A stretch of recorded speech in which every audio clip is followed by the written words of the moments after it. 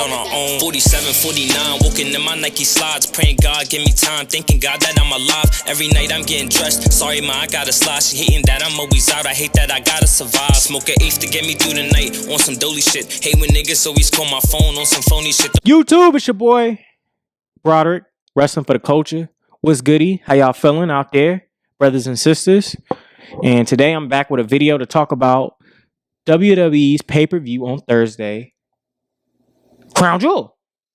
So this pay-per-view is taking place in Riyadh, Saudi Arabia, which is very, very controversial, especially with some of the political things that's going on in Saudi Arabia, especially like the treatment of women, treatment of LGBTQ plus community.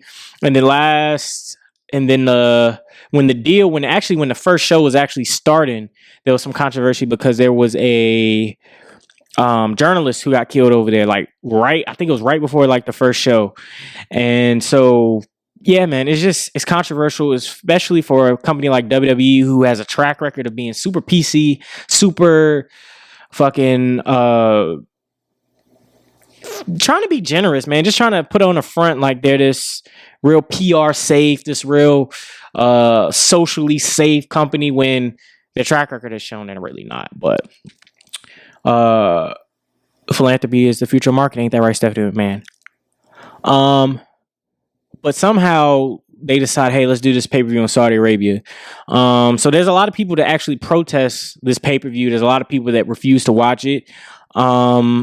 I personally have watched them so far, and I think at first I kind of felt some type of way, but here's how I've always kind of looked at it. I look at it as like they're just bringing a product to the fans over there, and us in America, our culture is different, and we shouldn't punish those who live in that culture like they're the ones perpetrating it, I guess. Well, and now I'm speaking on the fans. Now, the people that pay for the show, that's a different story, because the people that pay for the show, you're looking at the prince of Saudi Arabia, like the crown prince, I think is his title. He is the person actually in charge of these shows and who kind of spearheaded these shows. And from what has been said and reported, he is a huge WWE fan. And so, yeah, that's how they ended up over there. Don't think it's right morally. If I was working for WWE and I was either asked to be on that show, I would probably either refuse, or whatever money I make, I would probably just give to charity like Ali is doing. Shout out to Ali. Mustafa Ali, shout out to him for giving his earnings to charity, because I feel like in an event like this, where one, it's nothing but what do they call it? A paid show. And the fact that, honestly, in all honesty, this is blood money that you're taking. Yeah, I would give it to charity, or I wouldn't work. Personally, I think I wouldn't work. I wouldn't do it. No, especially after the last debacle when they were kind of held hostage for a little bit. Hell no, fuck that. I don't want to be held hostage in a place where, one, I have no way of getting home. Obviously, if I'm being held hostage, but also when I'm I'm all the way across the pond, all the way across the Atlantic in a foreign country where, one, I don't speak the language, two, the customs are different. No. Wouldn't be me. So I'm going to say, wouldn't be me. So with that being said, this pay-per-view is coming up, and these pay-per-views have always kind of seemed like throwaways because, like I said, they're paid shows. So the Saudi prince has paid for these shows, have pretty much paid for the people to come over there. They're whining and dining the folks. You'll sometimes see videos. I know before you'll see a video every now and again of the wrestlers eating these extravagant dinners and shit. Like, it's blood money, man. I can't fuck with that. I can't fuck with the blood money. Like I said, I watch just because, like I said, it's a show, and I can't hold the citizens of that country. I can't say I hold them. I'm kind of iffy on it. The citizens, to me, I feel like they shouldn't be tortured for that. They shouldn't be pretty much kept from seeing things that they love because the people in charge of the country aren't socially conscious or have these levels of morals that are just different. And different to the point to where some of them actually should kind of really need to be frowned upon, especially their treatment, like I said before, of women in the LGBTQ plus community. I think really should be, they really should be held accountable for that. And WWE really shouldn't be taking their money, but you know how that goes.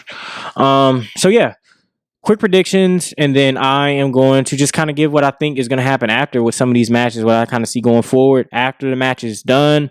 And yeah, pretty much it. So I'm going to start with the King of the Ring final, the men's tournament. You got Finn Balor versus Xavier Woods. Now, this is going to be my first prediction. So, let me start by saying this. I really, really want Xavier Woods to win. Like, I really, really, really, really, really want him to win. He deserves this. He's been champion for this. This man is responsible for this shit even coming back. So get that man what he deserves. And plus, out of the New Day, I think he's the only one out of the New Day not to have any sort of single success. So why not throw him a bone? I mean, it's the King of the Ring. He's been champion for it. The fans want it. The people want it. Give it to him. The streets need Xavier Woods as King of the Ring. Putting that on record, putting that on wax. The streets need that. The streets need a black man as King of the Ring. Need a black man as King of the Ring. Simple and plain.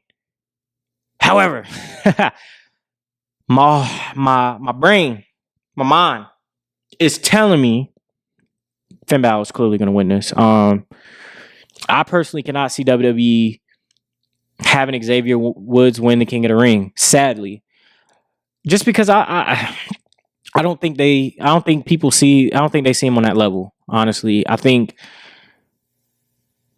he is on that level with the New Day, but outside of that, it just seems as if he's kind of floated, and that's WWE's fault because this dude, he even by himself, he can do wonders, and the rest of the New Day have broken out. So throw the man a bone and give him the shit, man. Give him the motherfucking King of the Ring, man. But with that being said, like I said, Finn Balor, I think he's gonna win. I think it's gonna set up. And here's my prediction with this right here. Don't be shocked if Finn Balor turns heel and is the first opponent for Big E coming outside of with the draft alignment and stuff. I know he's going to Raw.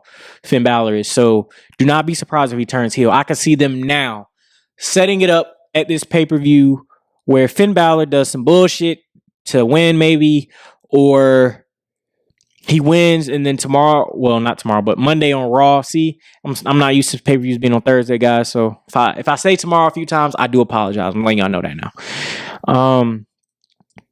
But don't be shocked if Finn Balor wins this match and then on Raw you see an interaction between him and Big E. Don't be shocked at that. I can see that happen. I can see him coming out there, winning this match, and doing something really heelish to win. And that sets up a match between him and Big E for the championship, for the WWE championship. Why not? Why not throw a bone? Plus, Raw is going to need opponents for Big E because if you go up and down that roster, there's a lot of new, younger type faces on that. Faces that I think they're trying to reestablish. So you just have to think they're going to have to put a familiar face as a contender for Big E, especially coming out of, like I said, this is Big E's first night on Raw where he is kind of like the sole focal point. And Finn Balor would be a great opponent for him as the first one. Beats Finn Balor. It doesn't take anything away from Finn Balor because he is King Balor. He wins the King of the Ring, so it takes nothing from him. Throw Big E a bone.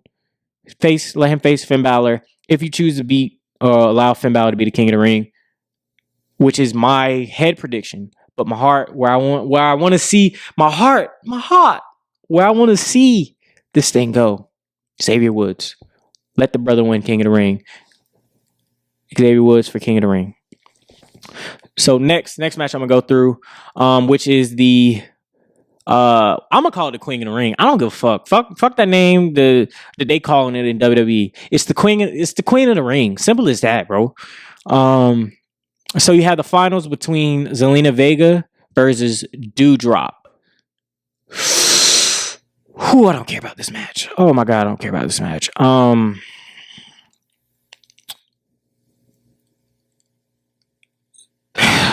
Zelina Vega. I'm gonna pick Zelina Vega just because Queen of the Ring, King of the Ring, that sort of moniker. It's a heel gimmick. So usually the heel thrives in that. Honestly, I can't. It's hard for me to believe that Zelina Vega is going to get treated like anything other than what she's treated like now, which is a jobber, pretty much. It's hard for me to see her as anything else. And to be honest with you, ever since she came back from, leaving, getting fired after that Twitch thing, she came back, kind of sold out a little bit. I ain't been rocking with her. In all honesty, I just didn't like that. I felt like she sold out, and that's a clear example of selling out. And just to get into that for a second, so when I say that, Zelina Vega got fired earlier this year by WWE for pretty much refusing to allow WWE to monetize her Twitch channel. WWE had this initiative where none of their superstars could have their own Twitch channels and kind of make their own money doing it. And Zelina Vega was the most vocal about it, was the most vocal about unionizing wrestling, or specifically WWE or whatever. And she got fired. Completely got fired. And then she took a job back, got rehired after, not only that, but after her husband went to AEW. That's selling out. I'm sorry, Queen. That's selling out. Can't rock with that. I think you're going to win this match. But matter of fact, fuck that. She ain't winning this. Doudrop is winning this. I think they're setting up Doudrop to do some big things. I like Doudrop. She's cool. I want them to change her name back to Piper Niven. Because Doudrop, that's not a good name. That's not an appealing name. It's not funny. It's none of that. It's shitty and it needs to be fixed. It needs to be fixed right the fuck now. Because no. No. That name is shit. That's the best way I can put it. But like I said, Doudrop will be the Queen of the Ring, and I don't know where they're gonna go after that. These two specifically, Zelina Vega especially, she holds no real weight amongst the women's division in WWE, and she's lost every. And it's crazy because she lost every match up until this tournament before. But you have her go out there, she beats Toni Storm, and then she beats another name. It's yo. Why is Zelina Vega all of a sudden getting a push? For what? For who? I don't know. And WWE kills me when they do this. If you're gonna beat somebody or you're gonna establish somebody as a jobber or something, don't try to just hotshot them and win 2 matches in a fucking tournament and make it think I'm supposed to take them seriously. Why would I take Zelina Vega seriously? Legitimately, if this wasn't predetermined, if this was real, if this was some real shit, why would I take Zelina Vega seriously if she loses every match? Yeah, so what? She won 2 in a row. Anybody can win fucking 2 in a row. But why should I take her seriously? Even if she wins the Queen of the Ring, why should I take her seriously? They haven't done anything to make me even want to take her seriously. Doudrop, they've done things to make me want to take her seriously, but once again, when you have a shit name, it kind of hurts. And then also the way that she came in with Eva Marie, didn't like that. So I don't know. I really don't care about this match, and this is me being completely honest with you. But I think Doudrop is going to win. She's going to be the Queen of the Ring, and she's probably going to have fun with it, man. I like Doudrop. Like I said, I like Doudrop. Don't like the way she's been used, but I like her. I really do like her. I think she's got something. She's got something. From everything I've seen, she's got something. So next match, we're going to go with Hell in a Cell. And now how Vince McMahon say it? I don't know. That is Edge versus Seth Rollins. This match is a toss-up for me. Just because they're both going to Raw. So it's kind of Hell in a Cell is traditionally supposed to be a blow-off to a feud. It's supposed to be the last match. Traditionally. However, if they're both on the same brand, do I think that's the end of the feud? It's hard for me to say. I don't think so, but it's hard. It's really hard for me to say. This would be the perfect time to blow the feud off. And if they're going to blow the feud off here, Edge is the obvious choice. First off, Edge lost the last match, got carted off in the last match, so he got to get his win back. And on top of that, Seth Rollins, man. Seth Rollins is fucking annoying. Jesus Christ. I watched SmackDown on this past Friday, and that promo he cut was so fucking bad. Like, and they just let him go in the ring and just talk and talk and talk, and his voice is and his laugh is and even the fact they got him wearing these wild ass clothes, it's just like, yo, I don't know what they're trying to do with Seth Rollins. I don't know where they went wrong with Seth Rollins, but they need to fix it. And they need to fix it ASAP, because if not, man, Seth Rollins is falling to me, bro. Like, he just ain't it. That motherfucker ain't it to me. Like, I don't know if it's because he's a heel, because he's separated from the Shield guy. I don't know what it is, but this new shit they got him doing, man. I don't know about all that. I don't rock with it. It's nothing personal to Seth. I don't rock with it. And I think he's taking the fall. I think he getting beat. I think he getting pinned 1, 2, 3 in the middle of the ring. This should be a great match, though. Same thing with that Finn Balor Xavier Woods. I know I didn't say that, but this should be a great match. Edge. The last time Edge was in Hell in a Cell was a great match. All the Hell in a Cell matches Edge has been in, because I don't know off top how many he's been in, have been pretty good. Can't say the same about Seth Rollins, but Edge is good. I love Edge. Edge is a legend, man. Edge is a legend. Simple and plain. And he'll, based on his past track record and who he is and his name value and just the fact that he's a Hall of Famer and all this stuff, I can trust Edge with having a good match with anybody at this point. In 2021, I can trust Edge with having a good match with any fucking body. And I think this is going to be it. I think he's going to take the win. Whether the feud is over or not, I think he's taking the win regardless. He's got to get his win back from getting carted out. He got to get his win back. So this is his chance to get it. And I see Edge taking the fall in will probably be the match of the night. We'll probably. Nah, I take it back. It's not gonna be the match. Well, yeah, I can see it being like a match of the night candidate. That's a strong contender for match of the night candidate right there. Edge and Seth Rollins. So, Edge, you taking that one home. Next match. So the next match we're gonna go with is for the WWE Tag Team Championships. Well, these are specifically the Raw Tag Team Championships. There you go. You have Randy Orton and Riddle, who are your champions, versus AJ Styles and Omos. I don't think they're taking the belts off of Riddle and Randy here. It wouldn't make sense to. You have to build to the Street Profits match. That's really what you got to build to, is to the Street Profits win and championship win and all that. Yeah, you're building to that, which will also probably be the same night Randy Orton turns on Riddle and finally RKO's him and will punt him, just so you know. Nah, I'm back on the bad side. Yeah, I'm back on the heel side now. So Randy Orton and Riddle, think that's a gimme. Continue to be Raw Tag Team Champions. Now AJ, where I can see Randy and Riddle going next is definitely the Street Profits or Alpha Academy. Don't be shocked. Don't be shocked if Alpha Academy sneaks a win out against Randy Orton and Riddle for them belts. Don't be shocked. I think I could see that happening, and I hope it does. I hope they win it, and then the Street Profits beat them. I think that would be the best way to tell that story. Especially, man, throw Otis a bone, throw Chad Gable a bone. Chad Gable and Otis deserve something. They've been killing it, man. Really, they have been killing it. Everything I've seen them do on SmackDown, they have been killing it. They deserve a bone. I hope WWE throws them one by giving them Raw Tag Team Championships. But they ain't getting it right now because Randy Orton and Riddle got it, and they're going to keep them past Thursday. Same thing with AJ Styles. AJ Styles needs to be competing for something other than Tag Team Championships. Almost is cool as a partner for him, but this shit is running its course. It's time to put AJ Styles back in singles competition. To me, the perfect opponent for that is Damian Priest. Get a nice little United States Championship feud going. I could see that happening. Have Omos as kind of the the insurance policy, if you will.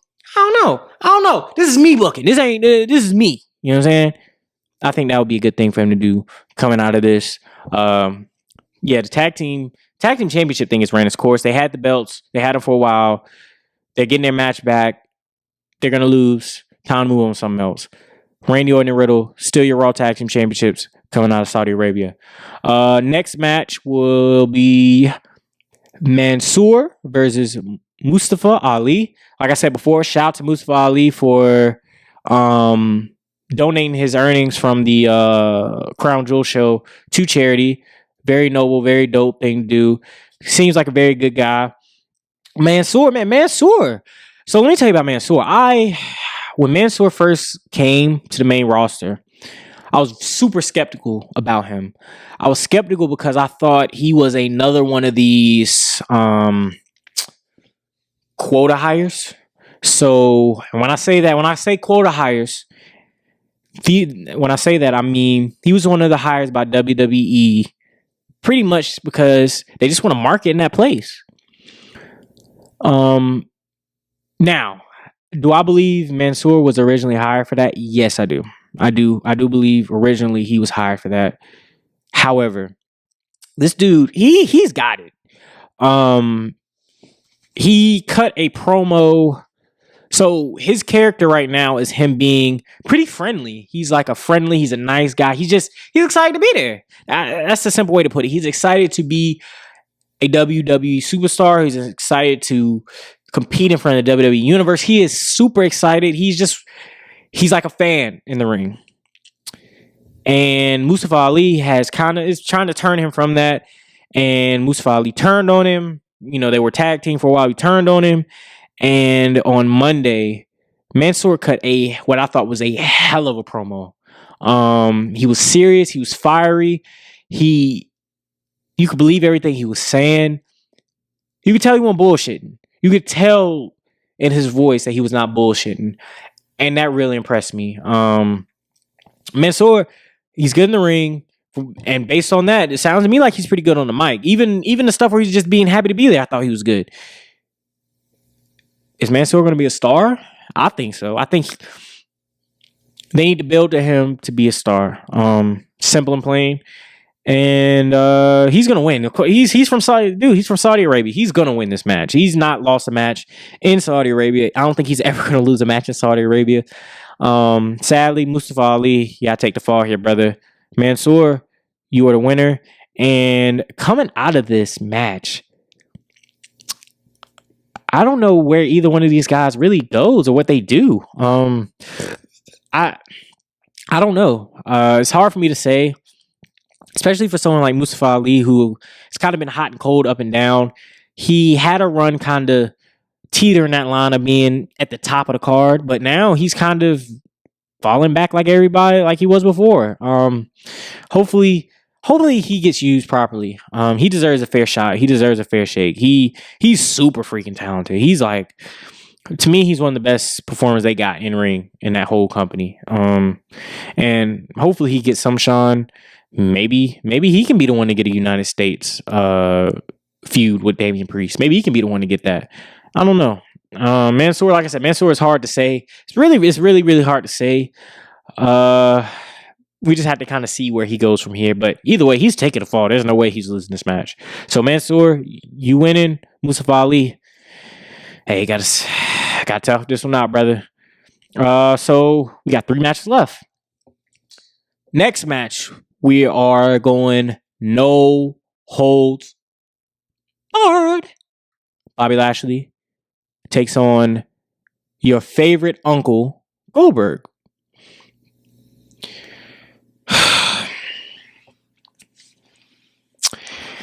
I got a lot to say about this match. I got a lot to say about this feud. I got a lot to say about Bill Goldberg. Let me first start by saying this. They're going to have Bobby Lashley lose to Bill Goldberg. They're going to have someone who held the WWE Championship for, was it a year? It could have been, no, it wasn't a year. For pretty much the whole year. Pretty much. For a majority of the year, he was champion.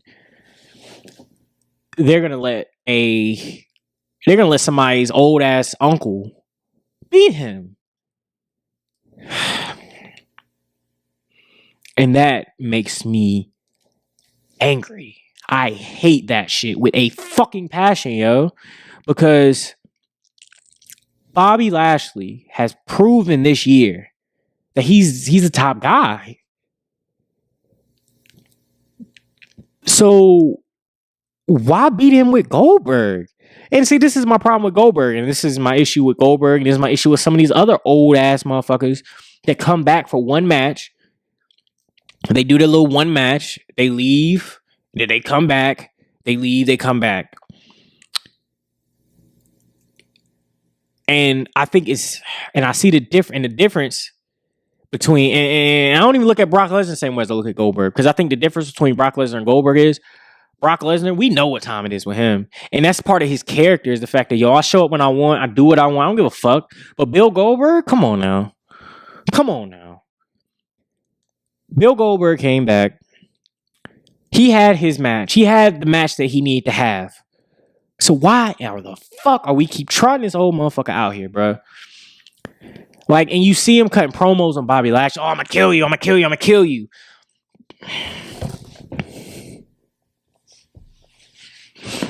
I'm gonna look right in the camera.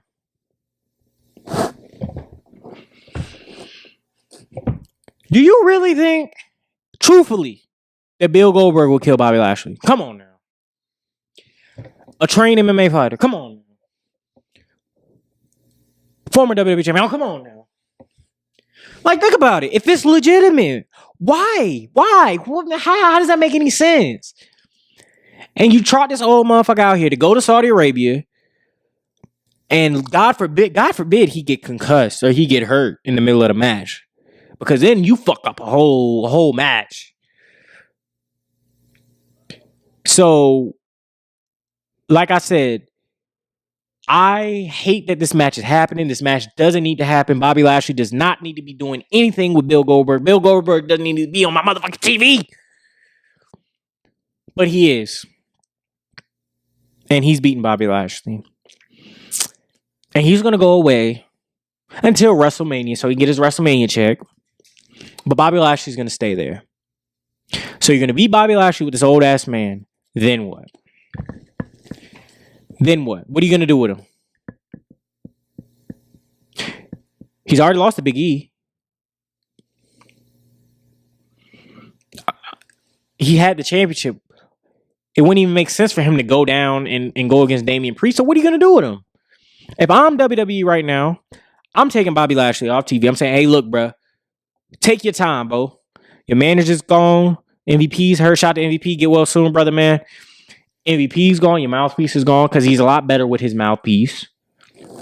With his manager, who adds so much to not only him, but then you throw in the Hurt Business with him, who is also underutilized, especially Cedric Alexander. Cedric Alexander needs a U.S. title run, please.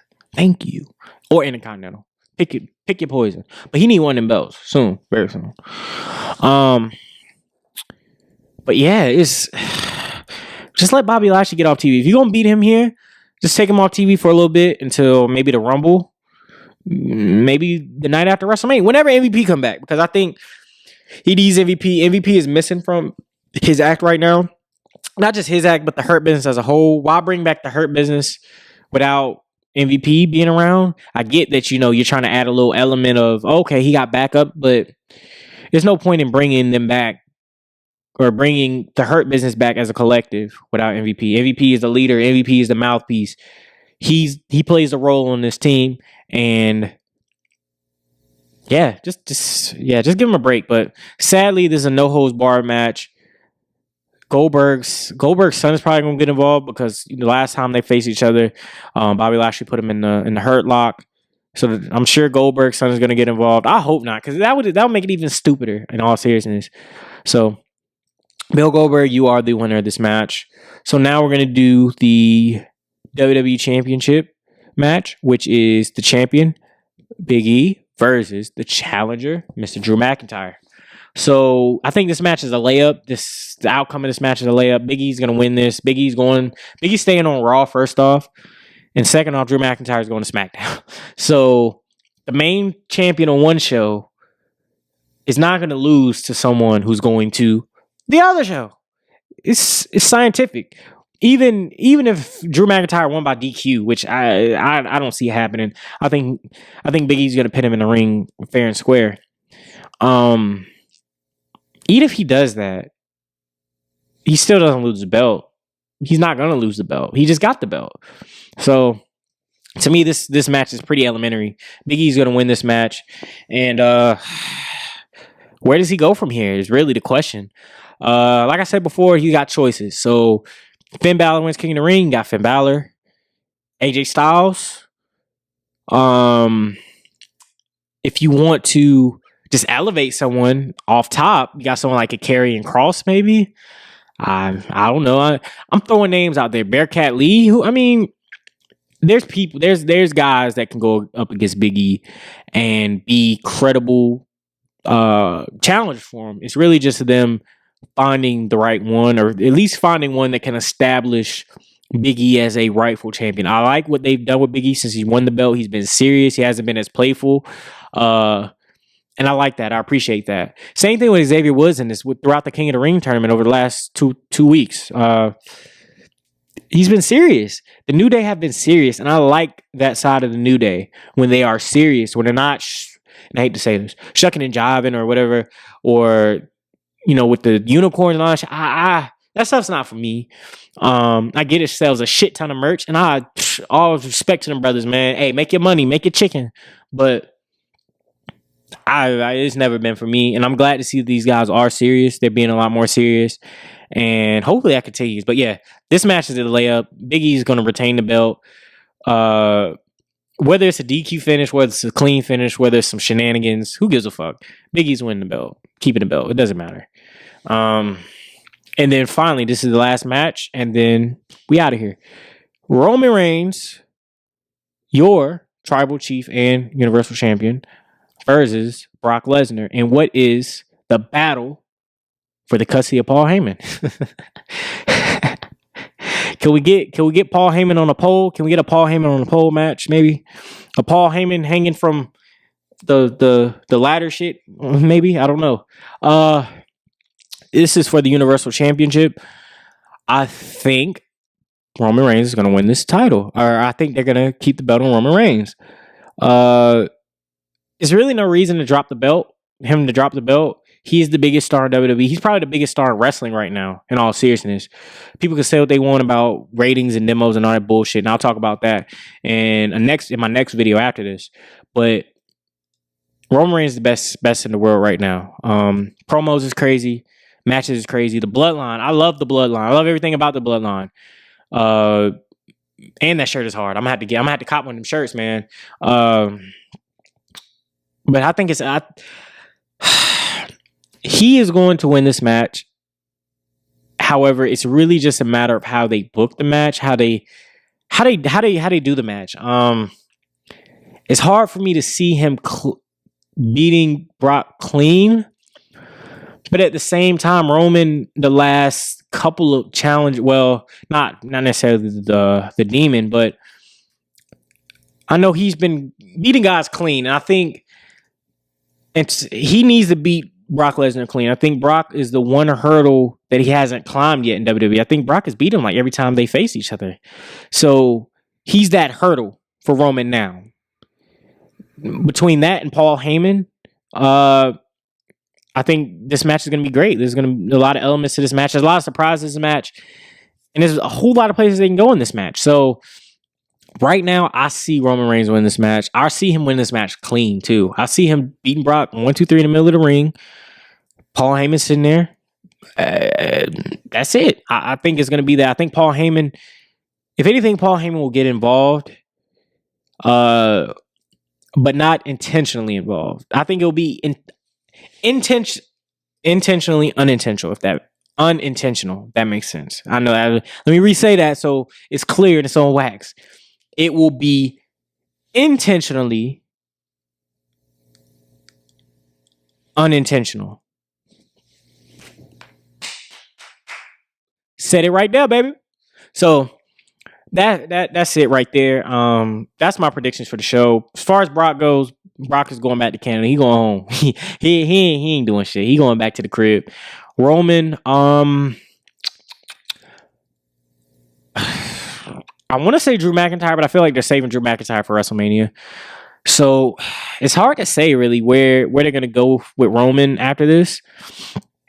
There's plenty of options, plenty of directions. It's really just finding the right fit, the right person to go against him. Really, yeah. So I think it's hard. Like I said, it's hard to say, but I think Roman's gonna get out of this match. And then here's the final match. I see this as opening the show, by the way, because it will. I see this as opening show because, like I said before, customs over there. I don't think women are necessarily allowed to be outside like that after dark. So don't be surprised if this match opens the show, or if the women's matches open the show, because I do believe women can't necessarily be outside after dark over in Saudi Arabia. And if they can, they just started to be able to. I know for sure, like the driving part, they just are able to drive on their own. So it wouldn't shock me if they can't go outside after dark either when street lights come on. All right, treat them like kids, won't you? With this for the SmackDown Women's Championship, this is Becky Lynch versus the Queen, Bianca Belair versus the Queen, Sasha Banks. So Becky is the women's champion, and she's going to Raw. Bianca also going to Raw. Sasha going to SmackDown. However, Becky Lynch is winning this title, or is keeping the belt. I hate to put it this way, but I don't see them beating Becky Lynch. I see her pinning Sasha as kind of like the out, so Bianca stays protected, and Becky keeps her belt. And I think it leads to a title. And I saw this on Twitter too. I don't remember who posted it, but I definitely saw somebody else say this on Twitter also. And after thinking about it, I kind of agree with them. I can see a title unification at Survivor Series with the women. I can see that. I can see them doing a unification of all the belts, to be honest with you, except maybe the WWE Universal. But I can see them doing a unification of at least the tag and the women's belts. I think I can see them doing a unification of those, because why do you need a belt for each brand? Like the women's division isn't deep enough for that right now, or at least not the main roster one isn't deep enough, and neither is the tag division. So why have a belt for each show when you could just have traveling champions with one belt? That also allows for stars to go across shows. So Becky Lynch can be on SmackDown and she can be on Raw. Or, as far as tag champs go, you got Randy Orton and Riddle. Let's say they're the unified champs. They can go on SmackDown and Raw. So that is another element, as a greater element, a better element. So I think that Becky Lynch is going to win this match. I hate it so much. I hated that fucking match on Monday between Bianca Belair and Charlotte. Once again, they can't just let Charlotte get beat. And I feel like Becky is going to fall victim to that same sort of booking where nobody can be Becky Lynch for some reason. Well, no. Let me not say for some reason. I know the reason. The reason is because they don't want to beat those white women. But she's not. I don't see her leaving Saudi Arabia without that SmackDown Women's Championship. And hopefully this means that on Monday, Bianca Belair can get her win against Charlotte, because she's owed that. Not only is she owed that, she deserves that. She's proven to be a huge star. And I think that there's one of two options as you go from outside this pay-per-view once you get after this. You can either turn her heel, which is what I've been wanting for since she came up from NXT, or you put her in a program for the belt. I mean, for the Raw belt. But if Charlotte's got the Raw belt, if Charlotte's got the Raw belt, Becky's got the SmackDown belt, are they going to trade belts? What the fuck are they going to do? I mean, and that's another thing about doing this draft. Like, why do a draft if you're going to have the opposite? I don't know. It's fucking stupid. Why do a draft if you're going to have opposite champions go? If anything, the champions should be able to choose, should be able to stay where the fuck they're at. And then on top of that, you didn't even have the rosters be set right after. It's a mess. This pay-per-view, them working with Saudi Arabia is a mess. This pay-per-view, for the most part, I think this pay-per-view is going to be very good. However, it wouldn't shock me if WWE books this like a fucking mess, because they continue to book everything like a mess. And yeah, I can see this pay-per-view being really good. And then I can see it just being dog shit. And I don't like that feeling. I hate that feeling. As a viewer, as a fan, I hate that feeling. But I can see it happening. So yeah, those are my predictions for Crown Jewel. That pay-per-view is happening on Thursday at 12 noon on the Peacock Network. I am going to do a review of that show. I should be watching it live, so I will definitely try to do a review for that show same night, or have that out to you that night. And yeah, I can't say I'm excited for this pay-per-view. I'm really indifferent about this pay-per-view. I think this pay-per-view holds really no value to anything that they're doing. They shouldn't be doing it. They shouldn't be in Saudi Arabia doing pay-per-views. They shouldn't be doing business with Saudi Arabia. But I digress. Wrestling for the culture. Your boy Broderick, we here. Crown Jewel, Thursday. Let's hope for the best, because if it's anything like most of these pay-per-views have been, we're in for some bullshit. So, it's all peace and love, guys.